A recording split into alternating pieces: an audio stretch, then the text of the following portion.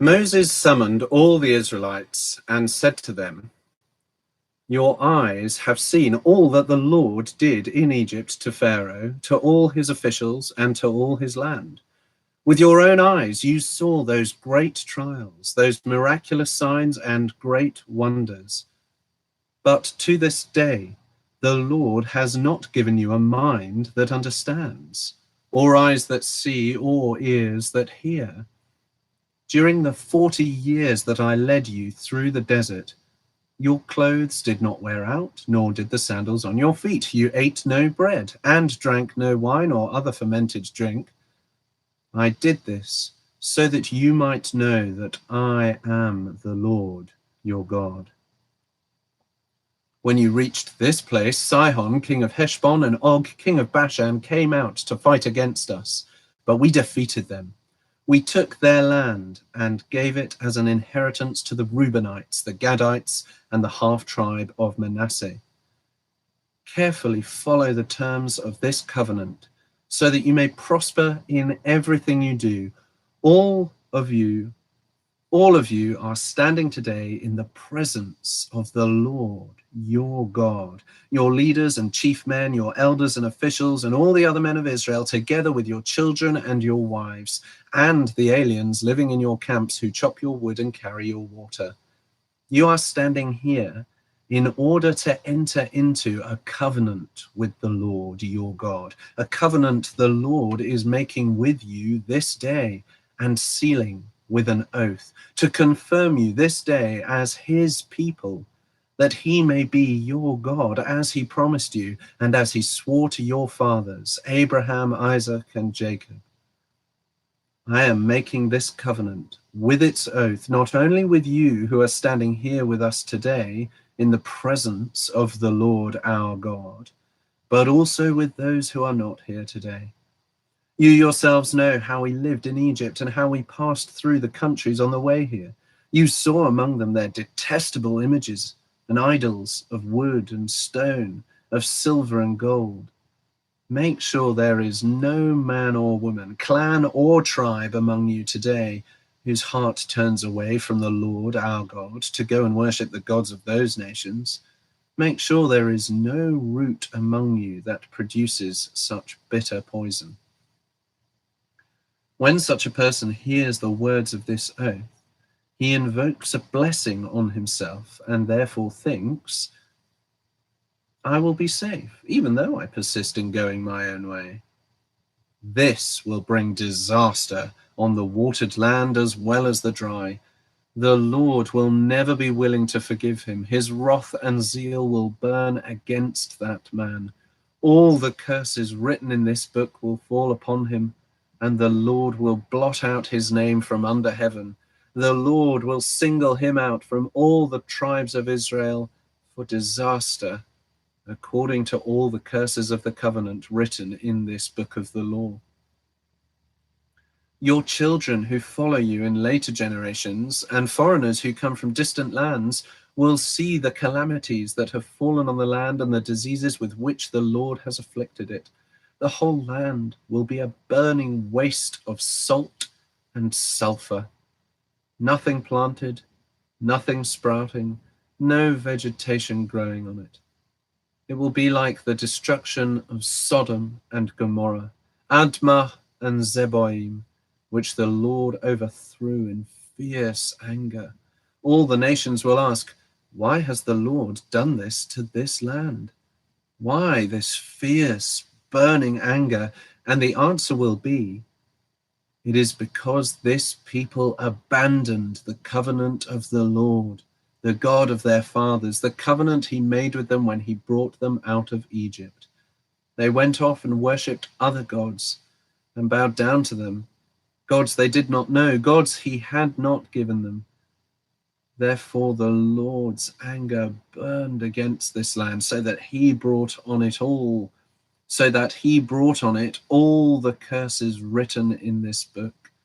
In furious anger and in great wrath, the Lord uprooted them from their land and thrust them into another land as it is now. The secret things belong to the Lord our God, but the things revealed belong to us and to our children forever, that we may follow all the words of this law. When all these blessings and curses I have set before you come upon you, and you take them to heart wherever the Lord your God disperses you among the nations, and when you and your children return to the Lord your God and obey him with all your heart and with all your soul, according to everything I command you today, then the Lord your God will restore your fortunes and have compassion on you, and gather you again from all the nations where he scattered you, even if you have been banished to the most distant land under the heavens. From there the Lord your God will gather you and bring you back. He will bring you to the land that belonged to your fathers, and you will take possession of it. He will make you more prosperous and numerous than your fathers. The Lord your God will circumcise your hearts and the hearts of your descendants, so that you may love him with all your heart and with all your soul, and live. The Lord your God will put all these curses on your enemies who hate and persecute you. You will again obey the Lord and follow all his commands I am giving you today. Then the Lord your God will make you most prosperous in all the work of your hands and in the fruit of your womb, the young of your livestock, and the crops of your land. The Lord will again delight in you and make you prosperous, just as he delighted in your fathers, if you obey the Lord your God and keep his commands and decrees that are written in this book of the law, and turn to the Lord your God with all your heart and with all your soul. Now, what I am commanding you today is not too difficult for you or beyond your reach. It is not up in heaven, so that you have to ask, who will ascend into heaven to get it and proclaim it to us so that we may obey it? Nor is it beyond the sea, so that you have to ask, who will cross the sea to get it and proclaim it to us so that we may obey it? No, the word is very near you. It is in your mouth and in your heart, so that you may obey it. See, I set before you today life and prosperity, death and destruction. For I command you today to love the Lord your God, to walk in his ways, and to keep his commands, decrees, and laws. Then you will live and increase, and the Lord your God will bless you in the land you are entering to possess. But if your heart turns away and you are not obedient, and if you are drawn away to bow down to other gods and worship them, I declare to you this day that you will certainly be destroyed. You will not live long in the land you are crossing the Jordan to enter and possess. This day I call heaven and earth as witnesses against you, that I have set before you life and death, blessings and curses. Now choose life, so that you and your children may live, and that you may love the Lord your God. Listen to his voice and hold fast to him. For the Lord is your life, and he will give you many years in the land he swore to give to your fathers, Abraham, Isaac, and Jacob. Then Moses went out and spoke these words to all Israel. I am now 120 years old, and I am no longer able to lead you. The Lord has said to me, you shall not cross the Jordan. The Lord your God himself will cross over ahead of you. He will destroy these nations before you, and you will take possession of their land. Joshua also will cross over ahead of you, as the Lord said. And the Lord will do to them what he did to Sihon and Og, the kings of the Amorites, whom he destroyed along with their land. The Lord will deliver them to you, and you must do to them all that I have commanded you. Be strong and courageous. Do not be afraid or terrified because of them, for the Lord your God goes with you. He will never leave you nor forsake you. Then Moses summoned Joshua and said to him in the presence of all Israel, "Be strong and courageous, for you must go with this people into the land that the Lord swore to their forefathers to give them, and you must divide it among them as their inheritance. The Lord himself goes before you and will be with you. He will never leave you nor forsake you. Do not be afraid. Do not be discouraged." So Moses wrote down this law and gave it to the priests, the sons of Levi, who carried the ark of the covenant of the Lord, and to all the elders of Israel. Then Moses commanded them, "At the end of every 7 years, in the year for cancelling debts, during the Feast of Tabernacles, when all Israel comes to appear before the Lord your God at the place he will choose, you shall read this law before them in their hearing. Assemble the people, men, women, and children, and the aliens living in your towns, so that they can listen and learn to fear the Lord your God and follow carefully all the words of this law. Their children who do not know this law must hear it and learn to fear the Lord your God as long as you live in the land you are crossing the Jordan to possess." The Lord said to Moses, "Now the day of your death is near. Call Joshua and present yourselves at the tent of meeting where I will commission him." So Moses and Joshua came and presented themselves at the tent of meeting. Then the Lord appeared at the tent in a pillar of cloud, and the cloud stood over the entrance to the tent. And the Lord said to Moses, "You are going to rest with your fathers, and these people will soon prostitute themselves to the foreign gods of the land they are entering. They will forsake me and break the covenant I made with them. On that day, I will become angry with them and forsake them. I will hide my face from them, and they will be destroyed. Many disasters and difficulties will come upon them, and on that day they will ask, have not these disasters come upon us? Have not these disasters come upon us because our God is not with us? And I will certainly hide my face on that day because of all their wickedness in turning to other gods. Now write down for yourselves this song and teach it to the Israelites and make them sing it so that it may be a witness for me against them when I have brought them into the land flowing with milk and honey, the land I promised on oath to their forefathers, and when they eat their fill and thrive, they will turn to other gods and worship them, rejecting me and breaking my covenant. And when many disasters and difficulties come upon them, this song will testify against them because it will not be forgotten by their descendants. I know what they are disposed to do even before I bring them into the land I promised them on oath." So Moses wrote down this song that day and taught it to the Israelites. The Lord gave this command to Joshua, son of Nun: "Be strong and courageous, for you will bring the Israelites into the land I promised them on oath, and I myself will be with you."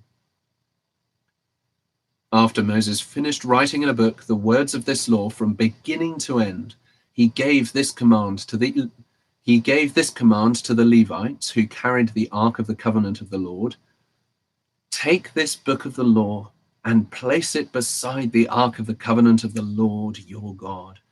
There it will remain as a witness against you, for I know how rebellious and stiff-necked you are.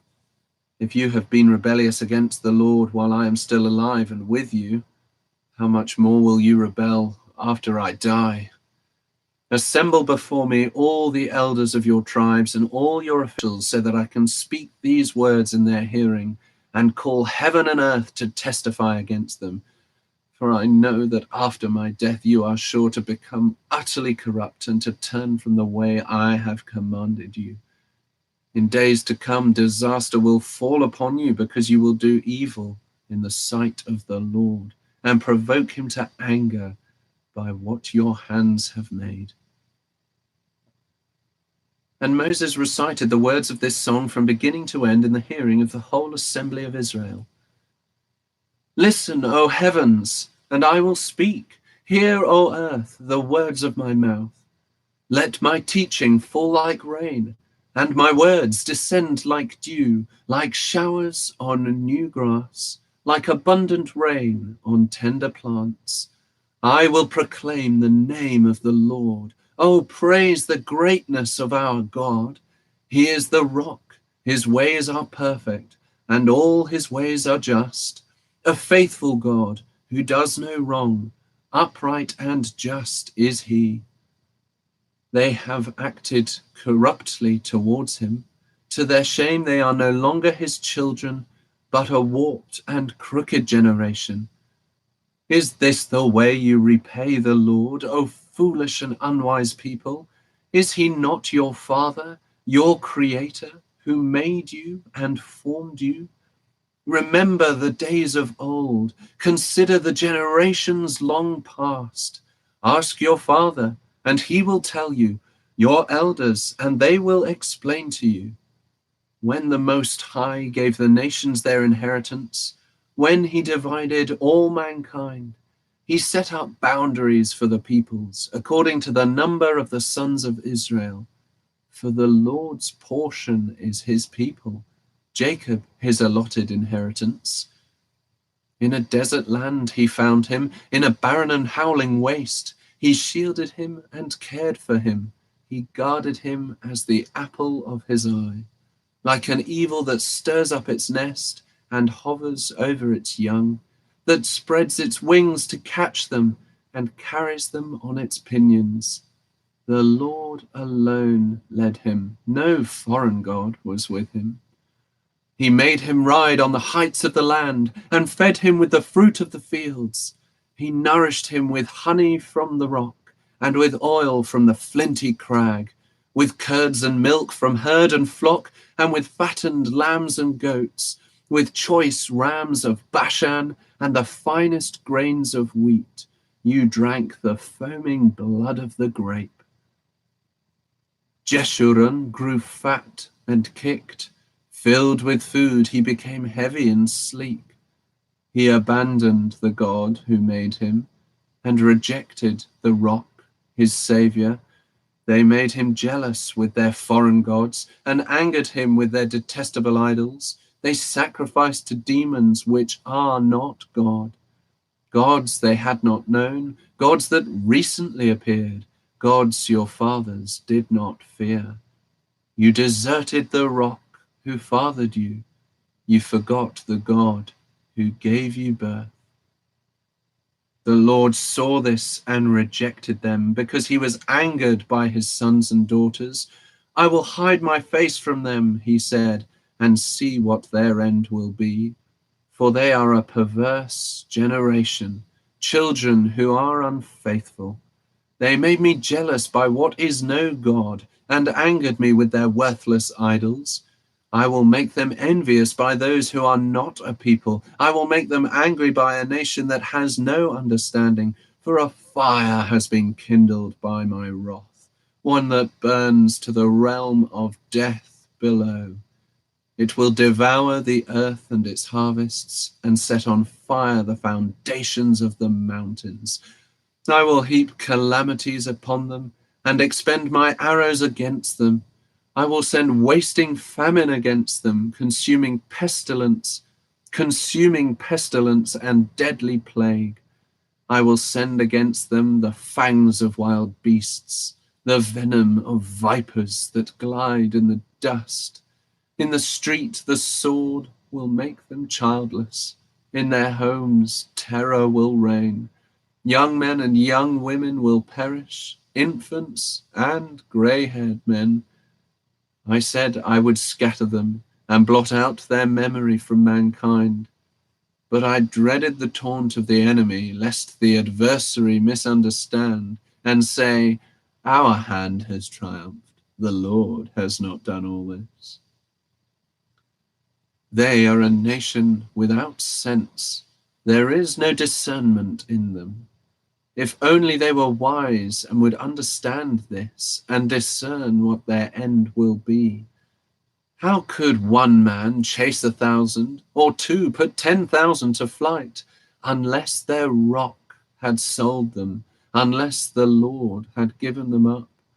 For their rock is not like our rock, as even our enemies concede. Their vine comes from the vine of Sodom, and from the fields of Gomorrah. Their grapes are filled with poison, and their clusters with bitterness. Their wine is the venom of serpents, the deadly poison of cobras.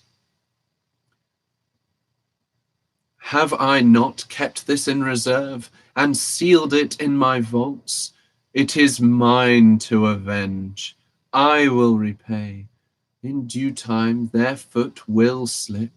Their day of disaster is near, and their doom rushes upon them. The Lord will judge his people and have compassion on his servants when he sees their strength is gone and no one is left, slave or free. He will say, now where are their gods, the rock they took refuge in, the gods who ate the fat of their sacrifices and drank the wine of their drink offerings? Let them rise up to help you. Let them give you shelter. See now that I myself am he. There is no God besides me. I put to death and I bring to life. I have wounded and I will heal, and no one can deliver out of my hand. I lift my hand to heaven and declare, as surely as I live forever, when I sharpen my flashing sword and my hand grasps it in judgment, I will take vengeance on my adversaries and repay those who hate me. I will make my arrows drunk with blood, while my sword devours flesh, the blood of the slain and the captives, the heads of the enemy leaders. Rejoice, O nations, with his people, for he will avenge the blood of his servants. He will take vengeance on his enemies and make atonement for his land and people. Moses came with Joshua, son of Nun, and spoke all the words of this song in the hearing of the people. In the hearing of the people. When Moses finished reciting all these words to all Israel, he said to them, take to heart all the words I have solemnly declared to you this day, so that you may command your children to obey carefully all the words of this law. They are not just idle words for you. They are your life. By them you will live long in the land you are crossing the Jordan to possess. On that same day, the Lord told Moses, go up into the Abarim range to Mount Nebo in Moab, across from Jericho, and view Canaan, the land I am giving the Israelites as their own possession. There on the mountain that you have climbed, you will die and be gathered to your people, just as your brother Aaron died on Mount Hor and was gathered to his people. This is because both of you broke faith with me in the presence of the Israelites at the waters of Meribah Kadesh in the desert of Zin, and because you did not uphold my holiness among the Israelites. Therefore you will see the land only from a distance. You will not enter the land I am giving to the people of Israel. This is the blessing that Moses, the man of God, pronounced on the Israelites before his death. He said, the Lord came from Sinai and dawned over them from Seir. He shone forth from Mount Paran. He came with myriads of holy ones from the south, from his mountain slopes. Surely it is you who love the people. All the holy ones are in your hand. At your feet they all bow down, and from you receive instruction, the law that Moses gave us, the possession of the assembly of Jacob. He was king over Jeshurun when the leaders of the people assembled along with the tribes of Israel. Let Reuben live and not die, nor his men be few. And this he said about Judah. Hear, O Lord, the cry of Judah. Bring him to his people. With his own hands he defends his cause. Oh, be his help against his foes. About Levi he said, Your Thummim and Urim belong to the man you favored. You tested him at Massah. You contended with him at the waters of Meribah. He said of his father and mother, I have no regard for them. He did not recognize his brothers or acknowledge his own children, but he watched over your word and guarded your covenant. He teaches your precepts to Jacob and your law to Israel. He offers incense before you and whole burnt offerings on your altar. Bless all his skills, O Lord, and be pleased with the work of his hands. Smite the loins of those who rise up against him. Strike his foes till they rise no more. About Benjamin he said, Let the beloved of the Lord rest secure in him, for he shields him all day long, and the one the Lord loves rests between his shoulders. About Joseph he said, May the Lord bless his land with the precious dew from heaven above and with the deep waters that lie below, with the best the sun brings forth and the finest the moon can yield, with the choicest gifts of the ancient mountains and the fruitfulness of the everlasting hills, with the best gifts of the earth and its fullness and the favor of him who dwelt in the burning bush. Let all these rest on the head of Joseph, on the brow of the prince among his brothers. In majesty, he is like a firstborn bull. His horns are the horns of a wild ox. With him he will gore the nations, even those at the ends of the earth. Such are the 10,000s of Ephraim, such are the thousands of Manasseh. About Zebulun he said, Rejoice, Zebulun, in your going out, and you, Issachar, in your tents. They will summon peoples to the mountain and there offer sacrifices of righteousness. They will feast on the abundance of the seas, on the treasures hidden in the sand. About Gad, he said, Blessed is he who enlarges Gad's domain. Gad lives there like a lion, tearing at arm or head. He chose the best land for himself. The leader's portion was kept for him. When the heads of the people assembled, he carried out the Lord's righteous will and his judgments concerning Israel. About Dan, he said, Dan is a lion's cub springing out of Bashan. About Naphtali, he said, Naphtali is abounding with the favor of the Lord and is full of his blessing. He will inherit southward to the lake. About Asher, he said, Most blessed of sons is Asher. Let him be favored by his brothers, and let him bathe his feet in oil. The bolts of your gates will be iron and bronze, and your strength will equal your days.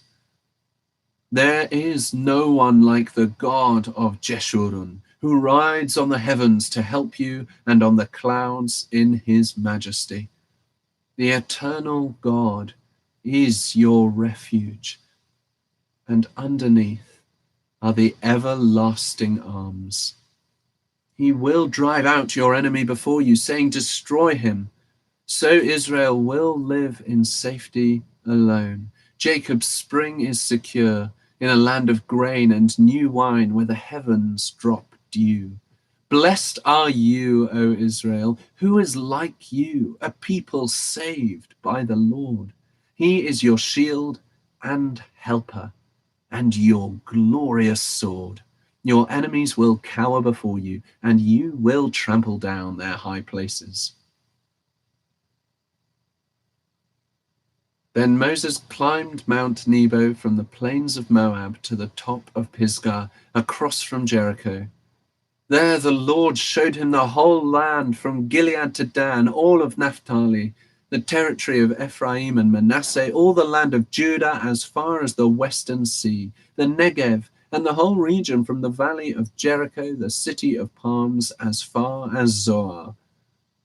Then the Lord said to him, "This is the land I promised on oath to Abraham, Isaac, and Jacob when I said I will give it to your descendants. I have let you see it with your eyes, but you will not cross over into it." And Moses, the servant of the Lord, died there in Moab, as the Lord had said. He buried him in Moab, in the valley opposite Beth Peor, but to this day no one knows where his grave is. Moses was 120 years old when he died, yet his eyes were not weak, nor his strength gone. The Israelites grieved for Moses in the plains of Moab 30 days, until the time of weeping and mourning was over. Now Joshua, son of Nun, was filled with the spirit of wisdom because Moses had laid his hands on him.